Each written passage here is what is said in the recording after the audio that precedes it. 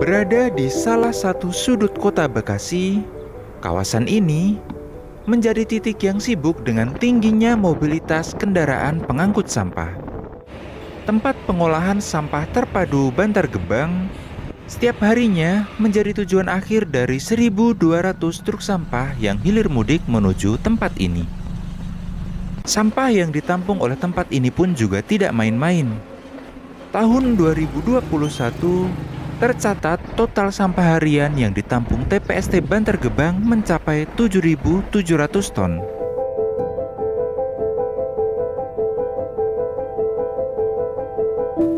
Meski secara administrasi berada di Kota Bekasi, namun selaku operator dan juga penanggung jawab TPST Bantar Gebang berada di pemerintah Provinsi Daerah Khusus Jakarta.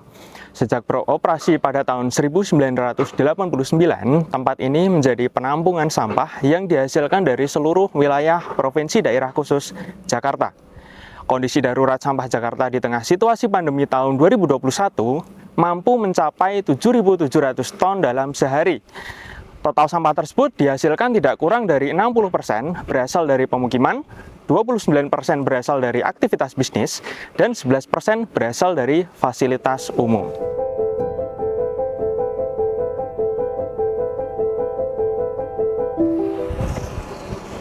TPST Bantar Gebang memiliki luas area yang tidak kurang dari 100 hektar, dengan total kapasitas daya tampung mencapai 59 juta ton. Maka tidak heran jika kemudian TPST ini dianggap menjadi TPST terbesar di Indonesia. Akan tetapi, meski dianggap menjadi yang terbesar, kawasan TPST yang telah beroperasi sejak puluhan tahun yang lalu ini dinilai hanya menyisakan daya tampung sebesar 10 juta ton saja.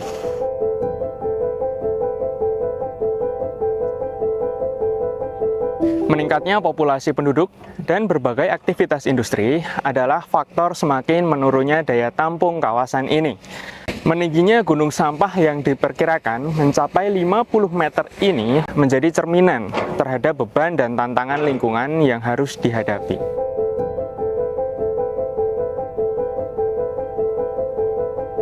Semakin tingginya timbunan sampah tidak hanya berpengaruh terhadap nilai estetika, akan tetapi juga akan berdampak pada lingkungan dan keberadaan berbagai makhluk hidup. Potensi pencemaran udara akibat bau tidak sedap hingga rembesan air hujan ke lapisan sampah akan menghasilkan air lindi. Sebagai salah satu jenis limbah cair, air lindi terbentuk oleh air hujan yang rembes atau menggenang pada timbunan sampah padat.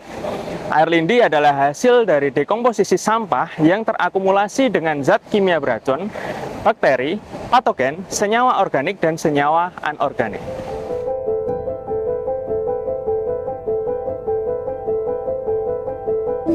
Selain menjadi ancaman bencana ekologi, keberadaan gunung sampah di kawasan TPST Bantar Gebang juga menjadi potensi ancaman keselamatan.